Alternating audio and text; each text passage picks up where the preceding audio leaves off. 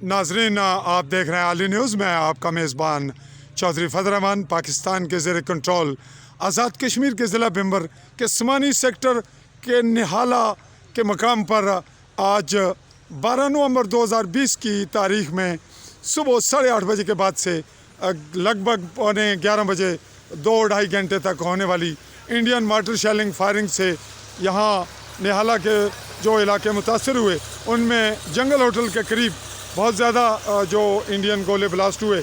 उससे यहाँ पे एक सबसे अजीब हादसा ये हुआ कि ये जो तार है, इलेक्ट्रिक तार, ये टूटी और इसकी वजह से यहाँ पे शहर खामोशा में जंगल के बिल्कुल सेंटर में मगर कब्रिस्तान में आग लग गई। और यहाँ आप ये देख रहे हैं कि ये बिल्कुल जल कर खाकस्तर हो गया घास वगैरह, और इस वक्त भी वहाँ से धुआं उठ रहा है जहाँ आग अभी फैल रही है। क्योंकि इस वाक़े को अभी लगभग आधा घंटा पौना हो चुका है, बल्कि शायद घंटा होने वाला है जब हम रिपोर्टिंग कर रहे हैं इस इलाके की।